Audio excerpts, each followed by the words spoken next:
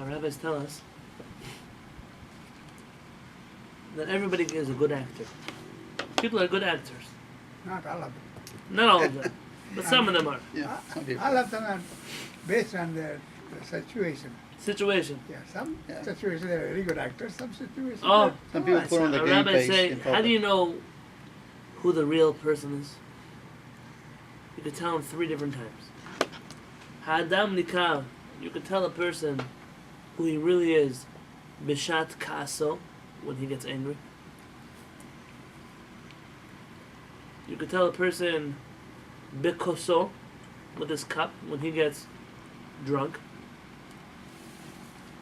Uvikiso, and when he's asked to give money to somebody else. Right. He's a nice guy until you ask him for a loan. All of a sudden, he doesn't know you anymore. He forgot how to answer his phone. He moved houses already. He doesn't know. When a person's drunk, there's a part of them that comes out that is very real because they no longer have their control to keep their defenses up. It's a very dangerous thing. That sometimes that's a faking. Drunk, sometimes fake behavior. I don't think drunkards have the capacity to fake. And when they're drunk, they're being who they really are. Sometimes you see drunk people crying. You see them, such a macho guy's crying. Yeah, because that's who he really is. He wanted to cry his whole life, but he had to get drunk in order to cry. Sometimes people are only happy when they're drunk. Because they're suffering so much when they're conscious that they can. It's not a good thing. We're just saying that's when you could tell a person their real emotions. And kaso, when he gets angry. When you see someone who goes crazy, that's probably who they really are. And they're just very good their whole life at keeping it under wraps. We ask Hashem in the mornings, Al tevienu lo lidei nisayon v'lo lidei vizayon. Don't bring us not to any kind of test. Don't test us, Hashem. Don't put us in situations where we might fail our test. Because if we fail our test, Al tevienu lo lidei vizayon, we might end up humiliating ourselves and put in a situation where I need to keep calm and I blow up instead. And then I realize it's such a silly thing that I made a fool out of myself. We're asking Hashem, don't bring me to this point where because I failed my test, I end up degrading myself. While training yourself on this path of calmness, you should think back through your life at all the times that you burst out into anger.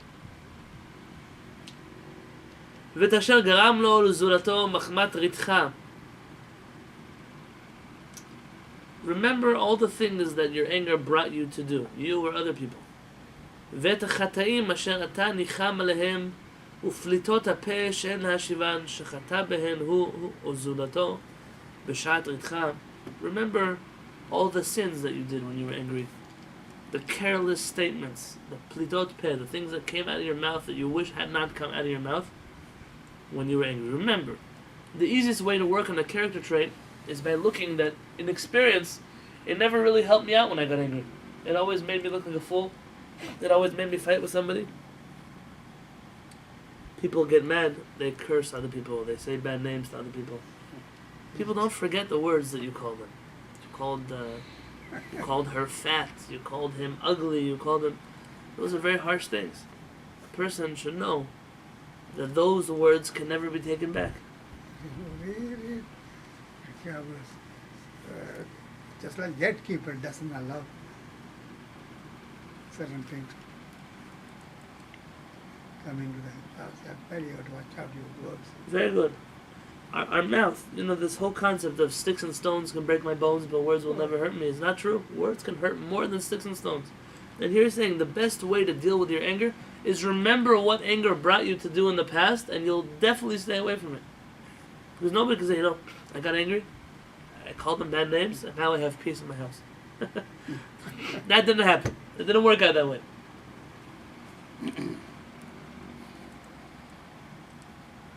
Vizkorni should remember כי הכעס מביא לידי התגברות הרע ורכישת שנאה. Remember that anger causes all kinds of evil to come out and hatred to come out. וכי בהתירו לנפשו למלא את חפצה על ידי מתן רשות למשחית לעורר את רגשתה. He says, once you allow your evil inclination to let you experience this forbidden fruit of rage, עתיד שכרו לצאת בהפסד האיסורים שבוא עליו ומנוס לא יהיה מהם. He will lose far more than he gains. You'll end up in all kinds of other places, all kinds of deep places. Trouble and pain will come, and you'll never be able to stay away from them. V'amar Shlomo, and King Solomon says, Ish chema yigare madon, ve'er chapayim yesh kitriv. A man of anger incites fighting, but the calm one, he quiets the fighting. He keeps calm. He brings peace. What makes a person angry? What character trait causes a person to get angry? He stepped on my toe. I'm angry. So what? He stepped on your toe. Big deal. For him it is a big deal. Why is it a big deal for him? Hey, watch out where you're looking. Where are you walking? There's 100 people on the subway. He didn't mean to step on your toe. It's an overinflated sense of ego. Always leads one to Someday anger. nobody talks like that. You know, once upon a time, the first Lubavitcher Rebbe once tried to make peace between the Hasidim and the faction that was fighting them, the Mitnagdim. And he went to visit a rabbi from the Mitnagdim, and he was in his waiting room, and he noticed that under the table in the rabbi's house, under the bench, there was a copy of the holy book, the Noam Elimelech, written by Rabbi Elimelech of Lezhensk. It was on the floor. And he ran, he picked it, he kissed it, he wiped off the dirt from it. He said, Rabbi, how could you put a book in the fire? I know you're an opponent to the movement. How could you put a holy book in the dirt? And this rabbi told the author of the Tanya, he said, who is this Elimelech guy that I should worry about him? Who cares? Who is he?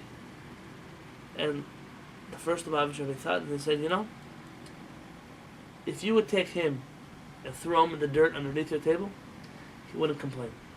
He doesn't have any ego. He wouldn't say anything. I'm happy where I am. A person is a great person when they are humble. Humility brings about goodness. There was a famous rabbi. Interestingly enough, he's the brother of Rabbi Elimelech of Lezhensk. His name was, anyone know? Rabbi Zusha of Anapoli. Reb Zusha, the famous Reb Zusha, the Rebbe Reb Zusha, one of the few Rebbes they ever called the Rebbe Reb Zusha. Two titles, very holy man. He was poor, poorer than anyone that you know. His brother was wealthy, he was very poor. And once when someone came to ask him, Rebbe, how do you survive as a poor person? He said, I don't know, I'm not poor, why are you asking me? He had no awareness that he was poor. And he would speak about himself in the third person. Why? He didn't ever want to say the word I. What are you talking about yourself so much? So he'd always say, Zusha wants to go to sleep. Zusha is coming to the synagogue. Zusha thinks that your shirt is very nice. He would never say, I think your shirt is nice. Unusual. Nobody does that. Nobody does that.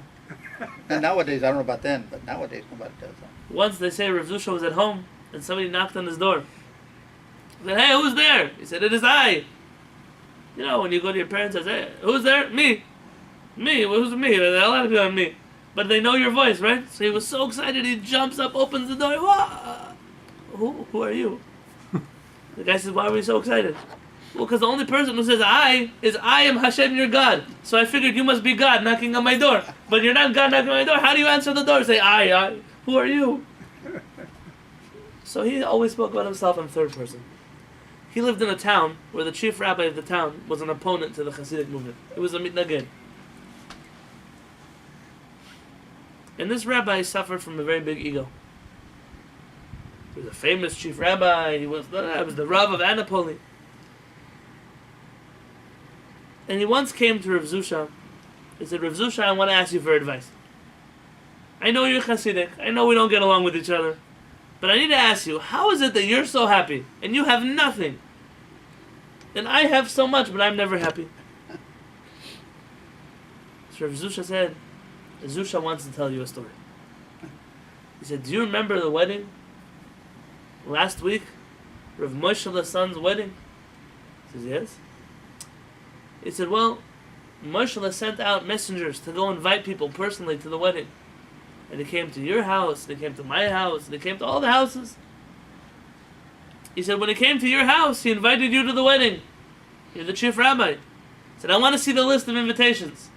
And you saw that you were number 14 on the list. Wow, made you so mad inside. 14! I'm the chief rabbi. I should have been the first one on the list. You were so upset. He said, you know what? I'm going to punish them. I'm going to come to the wedding, but I'm going to come 2 hours late. Hey, that's what you did. So you came 2 hours late. He said, what happens? You realize they didn't wait for you to do the wedding. Someone else did the wedding. Because you came late. And so you were so upset. They didn't wait for you to do the wedding. At least you're going to go sit at the fancy table where all the rabbis are sitting. You came to the rabbi table, and there was no seat for you. So they had to put you at the table with all the homeless people who were collecting money at the wedding. So you sat there. You come to sit at the table, and they didn't even have room at the table for you. You have to sit behind one of the homeless people at the table. He said, and then they asked if they could serve you food. Sorry, they already served the food. So you were so worked up, so you went to the kitchen to go look for food. And all the food was leftovers from other people from the head rabbi's table. And you were so livid, how could it be that this was what they're going to serve you? He said, and while you were in there fighting, they did the Birkat Hamazon, the grace after meals. And they didn't ask you to lead it because you were in the kitchen looking for food. He said, by the time you came back, you got at least one of the blessings and the glass of wine, the Sheva Brachot, they're going to give you. But because nobody realized you came to the wedding, because you were sitting at the homeless table, they said nobody gave you any of the honors, and you went home so angry. The rabbi says, yeah, that's exactly what happened. So Zusha said, Zusha wants to tell you Zusha's side of the story. He said, Zusha, they came to him to invite him to the wedding. Now he's talking about himself. They came to Zusha to invite him to the wedding. And Zusha was so excited. Me? They're going to invite me to the wedding? Such an honor! I'm going to come 2 hours early to help set up for the wedding. So Zusha went to the wedding, and he's setting up, and he's putting the tables out and the chairs out. And Zusha sees that an hour into the chuppah, the rabbi didn't show up. So the father of Moshe says, Reb Zusha, do you want to do the wedding? So Zusha went up to the chuppah, and Zusha did the wedding. After the wedding, Zusha was supposed to sit at the homeless table. But there was an empty chair, because the chief rabbi didn't come to the wedding on time. They said, Reb Zusha, do you want to sit in the chief rabbi's chair? Sure, sat in the chief rabbi's chair. He said, Zusha got such nice food, chief rabbi's food. He got a nice chair, he got a nice table. He said, came time for the grace after meals. They still couldn't find the chief rabbi. He was in the kitchen looking for food. They said, Zusha, do you want to do the Birkat Hamazon? I said, sure. And then, because nobody else was around and the chief rabbi was busy sitting at the homeless table, they gave Zusha the 7 blessings that say on the glass of wine. They said, you are always running after everything and you get nothing. Zusha runs after nothing and he gets everything. It's an old Hasidic story. But the story here is what Rabbi Avraham is trying to tell you. Anger and ego are linked together.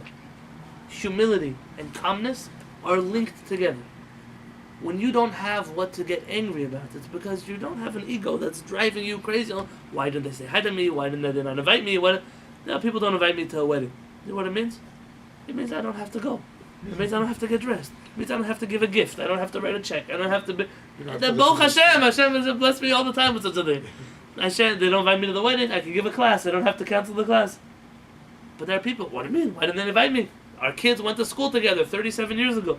Nobody remembers you from 37 years ago. I'm sorry to tell you, you didn't invite them to your bar mitzvah. They're not inviting you to your wedding, whatever. Some people have such an ego that it really hurts them. Says Rabbi Avraham ben Rambam, "V'alech ladat, you should know ki derech hasalchanut v'derech ha'anava, calmness and humility, shutafut hen, they are partners. Kashem shehefchem, just like their opposite. What is their opposite? Hakasanut v'agava, anger and ego, shutafot hen." I'm sorry, I never do such a thing. I'm gonna just no, it's okay. Ki al pi rov, the majority is מה שמעורר את כוח הריב אל הכעס הוא הגאווה הפנימית. What brings a person to anger is the inner ego. ומה שמביאנו לידי סלחנות הוא הענווה הפנימית. What brings him to calmness is his inner humility. Lefichach amru, that's why rabbis tell us, Le'olam yiheh adam anvatan ki Hillel, va'al yehi kapdan ki Shammai. The person should always be humble like Hillel, and not strict like Shammai. Anvatanuto shel Hillel pirshu gam et heder ka'aso. Hillel, his humility also brought about his lack of anger. לפיכך משותפות גם שתי התקשרויות המוסרית והדתית לשתי הדרכים הללו, ואין לנו ברירה אלא לדבר על התקשרות על ידי התורה לדרך זו על פי צרכיה, אף שמקצתה היא גם התקשרות לדרך הענווה.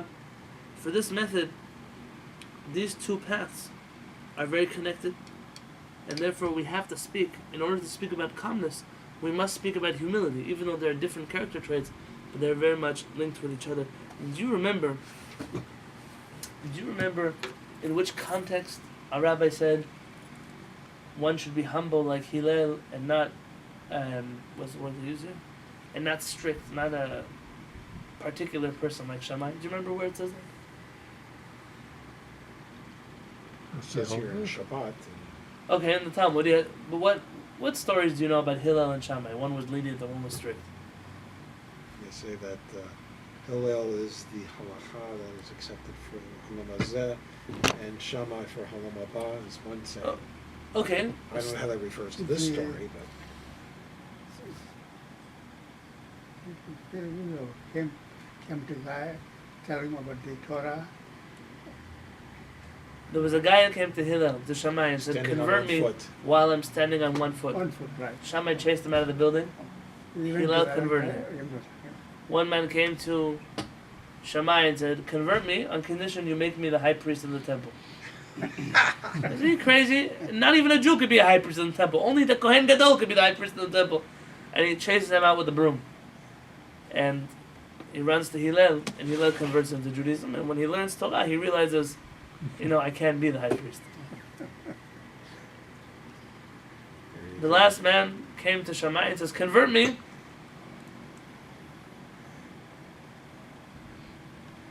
Convert me on condition that I don't have to believe in the teachings of the rabbis. I just will believe in the written Torah. Shammai says, you come to a rabbi to ask you to convert you, that you don't believe in rabbis? Get out of here, chase him out with a broom. Karaite. Hillel comes to him, and he comes to Hillel, and he says, convert me. He says, sure. Sure, he converts him. He starts to teach him how to read. And he tells the man, look, this is an aleph, this is a bet, this is a gimel, this is a dalet. Aleph goes ah, bet goes ba, gimel goes ga, dalet is da. Wonderful. He comes back the next day, and he points to aleph and says, this aleph is called a dalet. This bet, it's called a gimel. This gimel, it's called a bet. This dalet, it's called an aleph. He says, Rabbi, you confused me. Yesterday you told me, how could you change your mind today? Said Hillel, just like you believed me that yesterday I told you this was an aleph and this is a bet, believe me when I tell you that this is how you understand the Torah. Because what value does my words have? Clearly you believe they hold weight. I also believe my interpretations of the Torah. Rabbi said Liyamim, one day in his Davgu, they all came, these three converts, to the same hotel. And they had a discussion. And they all mentioned the story, how they converted to Judaism. And they said if it was for up to Shammai, we would all not be part of the Jewish people. And it was the humility of Hillel that allowed us to come close to Hashem. And from there, our rabbis say, one should learn how to be humble like Hillel, and not particular like Shammai. Even though Shammai was probably the attitude that most rabbis would have today, that would probably be their attitude. But Hillel was telling us, no, you have to sometimes look at a different understanding, a different side of the coin, a different picture, to be creative. And the rabbi is telling that it comes though with humility. If you believe you're the best and you make all the decisions and everything's up to you, so you're always going to be mean to people and always cruel to people. I'm not blaming Shammai, God forbid, in any of those things. But our rabbis always said to choose the path of Hillel and not the path of Shammai. Because the merit of both of them should protect us very much.